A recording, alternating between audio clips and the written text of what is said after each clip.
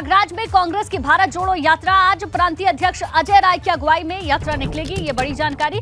राहुल गांधी के नेतृत्व में देश भर में यात्रा निकाली जा रही है। यूपी में जिलावार भारत जोड़ो यात्रा निकल रही है और भारत जोड़ो यात्रा आज प्रयागराज में निकलेगी। कांग्रेस की ये यात्रा प्रांतीय अध्यक्ष अजय राय की अगुवाई में निकलने वाली है। तो राहुल गांधी के नेतृत्व में देश भर में भारत जोड़ो यात्रा निकाली जा रही है। 24 का चुनाव इसका लक्ष्य है और पूरे देश भर में ये यात्रा निकल रही है।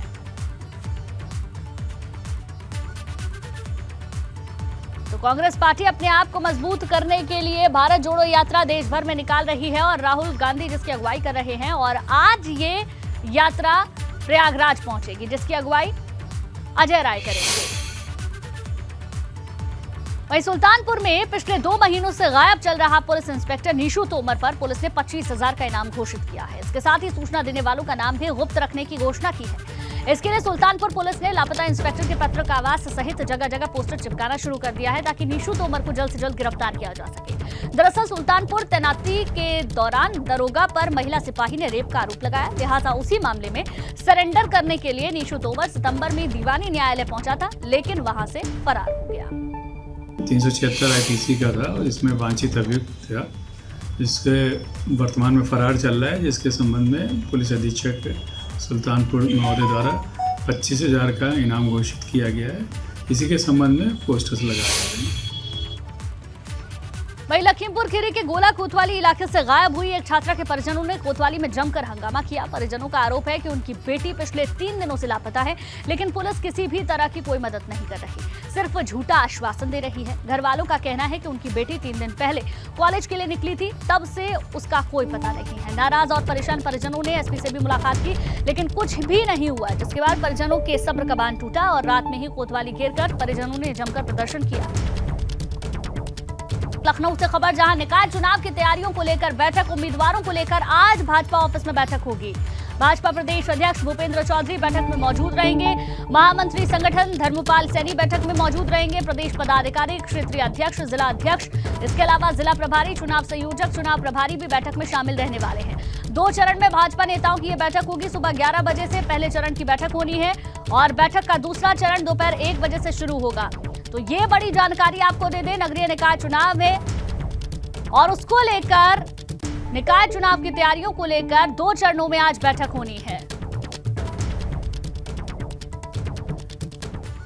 और भगवा ब्रिगेड की भूचाल तैयारी क्या है वो भी आपको बता देते हैं। निकाय चुनाव को लेकर लखनऊ में भाजपा की बड़ी बैठक होने जा रही है। प्रदेश अध्यक्ष भूपेंद्र चौधरी की अध्यक्षता में यह बैठक होगी। संगठन महामंत्री धर्मपाल सैनी इस बैठक में मौजूद रहेंगे।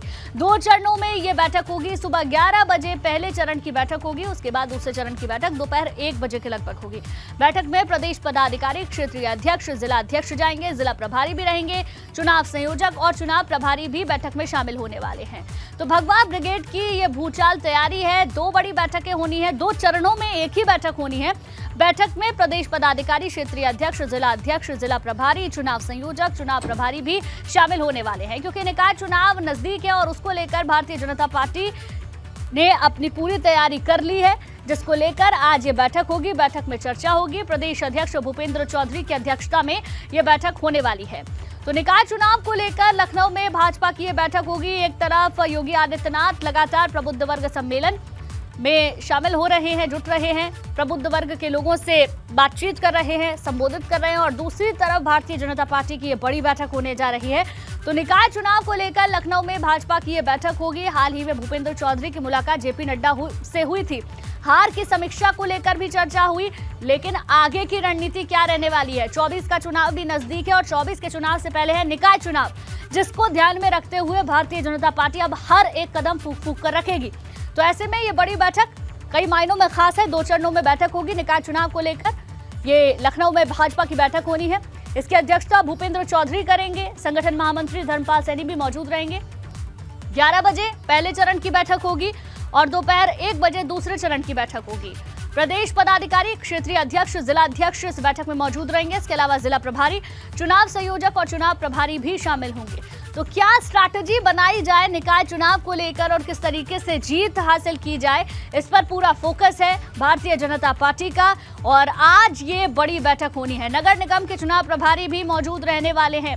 तो ऐसे में ये देखने वाली बात होगी बैठक में क्या कुछ रहता है, क्योंकि 2 चरणों में ये बैठक हो रही है।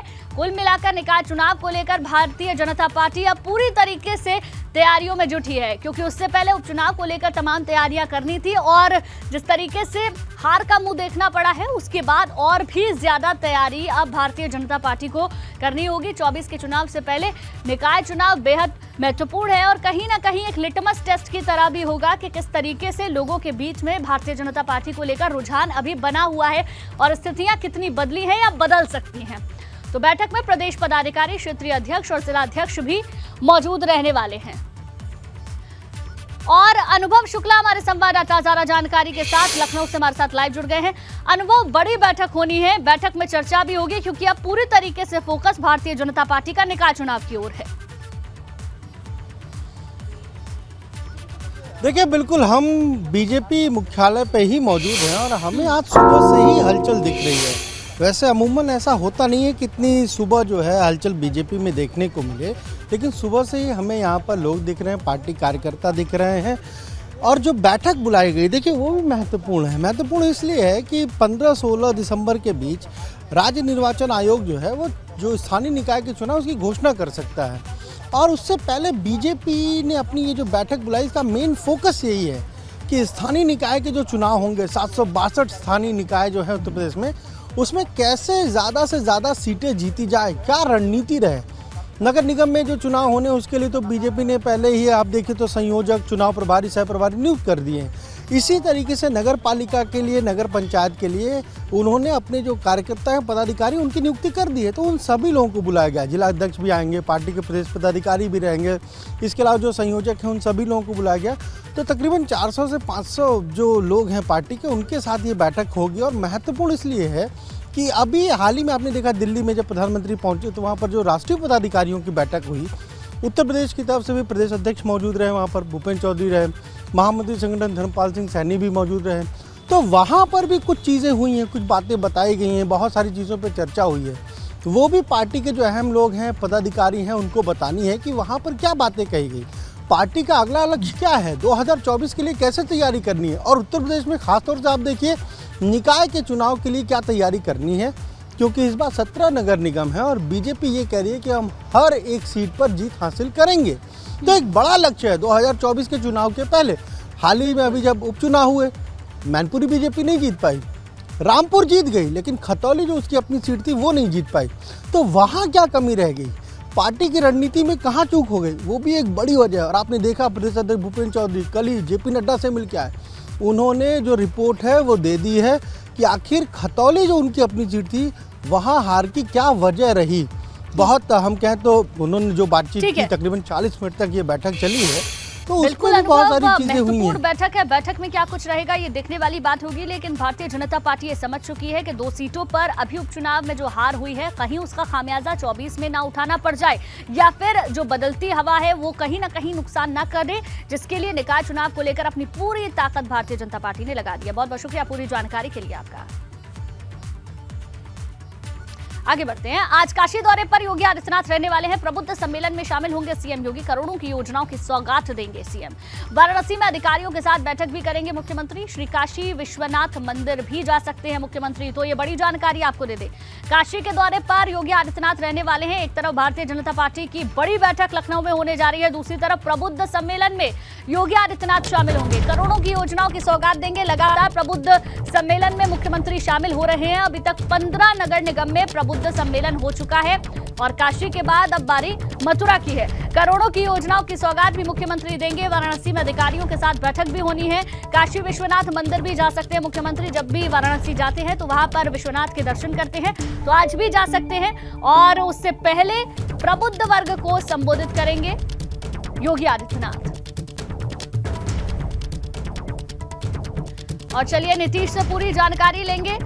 नीतीश, बड़ा प्रबुद्ध सम्मेलन है, लगातार मुख्यमंत्री की ओर से प्रबुद्ध सम्मेलन में हिस्सा लिया जा रहा है और निकाय को लेकर अपनी तैयारी को मजबूत किया जा रहा है। बनारस में क्या है तैयारी, तस्वीरों के जरिए दिखाएं। अगर तस्वीरों की बात करें तो अभी एक अपडेट भी कर देता हूं। आप देखिए ये सामने जो प्रबुद्ध सम्मेलन और नीचे योजनाओं परियोजनाओं की सौगात लिखा हुआ था, इस पर अब आपका लेवल लगा दिया गया है। ये देखिए लेवल लगा दिया गया है, यानी अब सिर्फ प्रबुद्ध जनों को संबोधित करेंगे मुख्यमंत्री, प्रबुद्ध जनों से राय लेंगे। लगभग 8000 कुर्सियां लगाई गई हैं इस पूरे मैदान में और आज काशी के प्रत्येक वार्ड से लोगों को आमंत्रित किया गया है, बुलाया गया है। अगर बात करें तो इस बार लगभग 100 की संख्या में इस बार वार्ड है और 100 वार्डों में इस बार नगर निकाय का चुनाव होना है। हर बार मेयर की सीट तो बीजेपी की मानी ही जाती है। ऐसा कहा जाता है कि सामने चेहरा कोई भी हो, जीतती तो बीजेपी है काशी में, लेकिन इस बार सिर्फ मेयर नहीं बल्कि पार्षदों की भी 100% संख्या बीजेपी के खाते में आए, इसका प्रयास है। और इसी प्रयास के तहत मुख्यमंत्री काशी दौरे पर हैं और यहां प्रबुद्ध जनों से पहले बातचीत करेंगे। सबसे पहले जब मुख्यमंत्री इस मैदान में आएंगे लगभग 1:45 का वो समय होगा और पहले यहां पर प्रबुद्ध जनों की सुनेंगे, फिर उनके जो राय हैं उनको लेने के साथ ही फिर उनके बारे में जानकारी हासिल करके और फिर अपनी बात उनसे कहेंगे। कुछ रायशुमारी भी लेंगे कि आखिर जो शहर है वो कैसे अच्छा बने, आने वाले दिनों में शहर में किस तरह की सुधार की गुंजाइश है, क्या वो नई चीज़ें हैं जो की जा सकती हैं। इन सारे विषयों पर चर्चा की जाएगी और क्या हुआ इसका फीडबैक भी लेंगे मुख्यमंत्री। तो आज का दिन अहम है, अहम इसलिए कि जब मुख्यमंत्री 11:30 बजे काशी में पहुंचेंगे उसके साथ ही रुद्राक्ष जाएंगे, रुद्राक्ष के बाद बाबा विश्वनाथ के धाम में जाएंगे, दर्शन करेंगे और फिर वहां से सीधा यहाँ प्रबुद्ध जनों के सम्मेलन में पहुंचेंगे संपूर्णानंद संस्कृत विश्वविद्यालय मैदान में। तो आप देखिए यहाँ पर तैयारियां किस तरह की है। ये देखिए ये रंगोली बनाई जा रही है। अब देखिए मुख्यमंत्री के स्वागत में यहाँ पे ये रंगोली, फूलों की रंगोली बनाई जा रही है और मंच यहाँ पर पूरी तरह से सज के तैयार है, कुर्सियाँ भी तैयार हैं और प्रत्येक वार्ड के जो उम्मीदवार अपने आप को मान रहे हैं उनके यहाँ पर ये देखिए ये छोटी छोटी जो पंपलेट है वो लग चुकी है कि हमारी दावेदारी पूरी एकदम जोरों शोरों पर है। तो लोगों ने यहाँ पर अपनी पंपलेट भी लगा दी है, कुर्सियाँ पूरी तरह से तैयार है और उम्मीद है कि जब मुख्यमंत्री शहर में होंगे उस दौरान 11 बजे आगमन होगा योगी आदित्यनाथ का। बहुत बहुत शुक्रिया पूरी जानकारी के लिए नीतीश आपका। आगे बढ़ते हैं। गाजियाबाद को आज प्रधानमंत्री मोदी बड़ी सौगात देंगे। स्वास्थ्य के क्षेत्र में गाजियाबाद को सौगात मिलने जा रही है। गाजियाबाद में राष्ट्रीय यूनानी चिकित्सा संस्थान का उद्घाटन करेंगे प्रधानमंत्री मोदी। वर्चुअली यूनानी चिकित्सा संस्थान का उद्घाटन करेंगे। आने वाले समय में स्वास्थ्य के क्षेत्र में बड़ी राहत मिलने की उम्मीद है। तो ये बड़ी जानकारी आपको दे दें। बड़ी सौगात गाजियाबाद को आज प्रधानमंत्री देने वाले हैं। स्वास्थ्य के क्षेत्र में गाजियाबाद को सौगात मिलेगी। राष्ट्रीय यूनानी चिकित्सा संस्थान का उद्घाटन आज खुद प्रधानमंत्री करेंगे। वर्चुअली यूनानी चिकित्सा संस्थान का ये उद्घाटन होने वाला है। आने वाले समय में स्वास्थ्य के क्षेत्र में बड़ी राहत मिलेगी। दिल्ली से ही लगा हुआ है गाजियाबाद और नोएडा, वहां के लोगों के लिए ये बड़ी राहत होगी, बड़ी सौगात होगी। स्वास्थ्य के क्षेत्र में प्रधानमंत्री मोदी आज यूनानी अस्पताल का उद्घाटन वर्चुअली करने वाले हैं।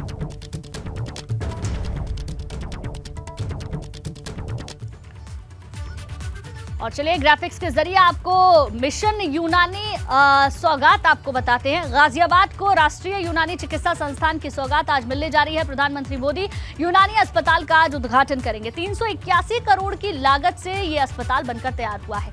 उत्तर भारत का सबसे बड़ा यूनानी अस्पताल ये होगा। 14 विशेषज्ञ चिकित्सक मरीजों का इलाज करेंगे। प्रधानमंत्री मोदी वीडियो कॉन्फ्रेंसिंग के जरिए आज इस अस्पताल का उद्घाटन करने वाले हैं। केंद्रीय मंत्री जनरल वीके सिंह भी मौजूद रहेंगे। यूनानी पद्धति के इलाज में काफी तेजी आएगी। दिल्ली एनसीआर के लोगों को बड़ी राहत इस अस्पताल के यहां पर होने के बाद मिलेगी। तो ये बड़ा अपडेट आपको दे दें, यूनानी पद्धति के इलाज में तेजी आएगी। केंद्रीय मंत्री जनरल वीके सिंह मौजूद रहेंगे। इसके अलावा प्रधानमंत्री मोदी वीडियो कॉन्फ्रेंसिंग के जरिए आज उद्घाटन करने वाले हैं। जो खासियत रहने वाली है यूनानी अस्पताल की वो भी आपको बता दें। 14 विशेषज्ञ चिकित्सक मरीजों का इलाज करेंगे। उत्तर भारत का सबसे बड़ा यह यूनानी अस्पताल होगा। शक्ति हमारे संवाददाता ज्यादा जानकारी के साथ जुड़ गए हैं, सीधे उनका रुख करेंगे। शक्ति, किस तरीके का ये अस्पताल होगा और कैसे दिल्ली एनसीआर के लोगों को सीधे तौर पर इससे फायदा पहुंचेगा वो बताएं। देखिए बिल्कुल इस अस्पताल का बहुत फ़ायदा होगा और यूनानी क्षेत्र में यूनानी यूनानी क्षेत्र में जो दवाइयाँ, जो जिस तरह से इलाज किया जाता है, वो यहाँ पहली बार देखने को मिलेगा। और पश्चिमी उत्तर प्रदेश में ये बनाया गया और गाज़ियाबाद के लिए एक बड़ी सौगात है।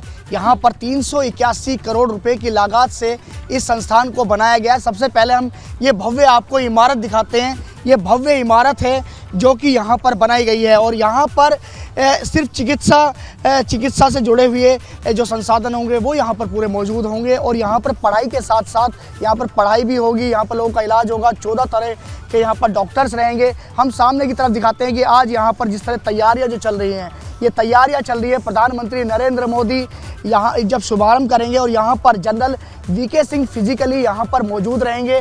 और जब प्रधानमंत्री नरेंद्र मोदी इस संस्थान का शुभारंभ करेंगे, इसका लोकार्पण करेंगे, उस समय यहाँ पर जनरल वीके सिंह मौजूद रहेंगे और यहाँ पर जो लोग हैं वो भी यहाँ पर रहेंगे। आगे की तरफ की अगर हम तस्वीरें अगर दिखा सकें तो दिखाते हैं कि आगे एक LED भी लगाई गई है और यहाँ पर लोगों के बैठने के लिए भी, जो कि प्रधानमंत्री को सुनेंगे, वहाँ पर बैठकर यहाँ पर जो लोग आएंगे वो यहाँ पर पहुँचेंगे। ये एक गाज़ियाबाद के लोगों के लिए एक बड़ी सौगात है, बड़ी सौगात है। यहाँ पर एक क्या कहें तो चिकित्सा के क्षेत्र में जिस तरीके से ये बनाई गई है, तो ये एक बड़ी एक इमारत है, भव्य इमारत है। यहाँ पर अगर संसाधन की बात करें तो यहाँ पर तमाम संसाधन उपकरण यहाँ पर मौजूद हैं। यहाँ पर बच्चों के लिए, जो बच्चे यहाँ पर पढ़ाई करेंगे उनके लिए यहाँ पर हॉस्टल भी बनाया गया है। यहाँ पर लड़कियों के लिए अलग हॉस्टल है, लड़कों के लिए अलग हॉस्टल है। तो यहीं पर रहकर वो यहाँ पर पढ़ाई भी करेंगे और यहाँ पर OPD भी करेंगे। यानी कि यहाँ पर साथ ही साथ पढ़ाई के साथ साथ यहाँ पर जो लोग आएंगे, जो बीमारीग्रस्त लोग आएंगे, उन्हें यहाँ पर इलाज भी देंगे, यहाँ पर ठीक भी करेंगे। यहाँ पर 14 डॉक्टर्स मौजूद होंगे, 14 तरह के जो रोग हैं उन्हें ठीक करने के लिए। तो एक बड़ी सौगात है गाज़ियाबाद के लिए और कहें कि पश्चिमी उत्तर प्रदेश के लिए, कि पश्चिमी उत्तर प्रदेश में गाज़ियाबाद में ये सौगात मिली है जो कि एक बड़ी सौगात मानी जा रही है। अगर गाज़ियाबाद की बात करें तो गाज़ियाबाद को फ़िलहाल में कई बड़ी सौगातें मिल चुकी हैं और अब जो अगली सौगात मिलेगी कहते हैं वो अब जल्दी 2023 में यहाँ पर रैपिड रेल की सौगात भी गाज़ियाबाद को मिलने वाली है। एयरपोर्ट की सौगात गाज़ियाबाद को पहले ही मिल चुकी है। तो तमाम अगर बात करें तो संसाधनों की बात करें, गाज़ियाबाद में बात करें तो गाज़ियाबाद में तमाम ऐसे हाईवे हैं जो गाज़ियाबाद से निकल रहे हैं। तो लगातार जो गाज़ियाबाद के लोगों के लिए एक बड़ी सौगात के रूप में अगर बात करें इस संस्थान की, तो इस संस्थान पर समय समय पर आके मॉनिटरिंग करते रहे हैं जो यहाँ के मौजूदा सांसद हैं और केंद्रीय राज्य मंत्री हैं जनरल वीके सिंह। वो यहाँ पर कई बार आए और आने के बाद यहाँ पर उन्होंने निरीक्षण भी किया। कितने बजे उद्घाटन होगा इसका? जल्द बनकर ये भव्य इमारत तैयार। देखिए, इसका उद्घाटन 3 बजे का समय बताया गया कि प्रधानमंत्री वर्चुअली आज देश में 3 जगह इन संस्थानों को का शुभारंभ करेंगे, लोकार्पण करेंगे, जिसमें कि एक गोवा है, दिल्ली है और गाज़ियाबाद है। तो 3 बजे का समय बताया गया कि यहाँ पर जनरल वीके सिंह, ठीक है शक्ति, आप नजर बनाकर रखिए, आगे भी आपसे अपडेट लेते रहेंगे। बहुत बहुत शुक्रिया पूरी जानकारी देने के लिए।